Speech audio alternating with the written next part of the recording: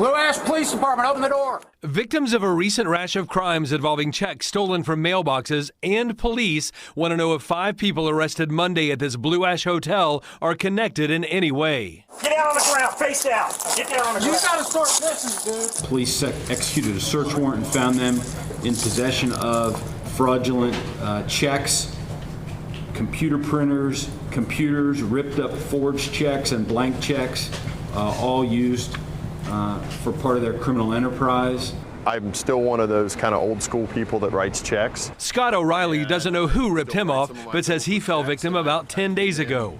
That's when he dropped a couple checks into one of these blue mailboxes in the Hyde Park Plaza. You know, 4 or 5 days ago, I was getting ready to take some money out of the ATM and noticed $35,000 was missing from my checking account. O'Reilly showed me images of the stolen checks featuring names he's never heard of and dollar amounts worth vastly more than what he originally wrote. I'm like, I haven't written a $17,000 check since I bought my house, so why does that not set alarms off? O'Reilly, a former local county prosecutor, is glad he noticed his money was missing quickly. He worries about other people who pay bills by writing checks and who may not be aware of cash missing from their accounts. Thankfully, I caught it. I mean, you've got elderly folks who, if they're not on top of their banks and they lose that, that's a real financial hardship for a lot of people.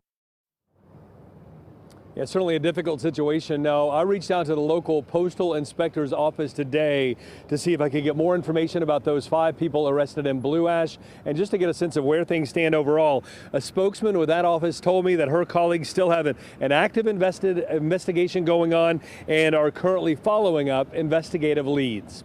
Reporting live tonight, Todd Dykes, WLWT News 5. Yeah, Todd, we know you talked to a woman more than a month ago who said she had a check stolen from one of those same Hyde Park big blue boxes.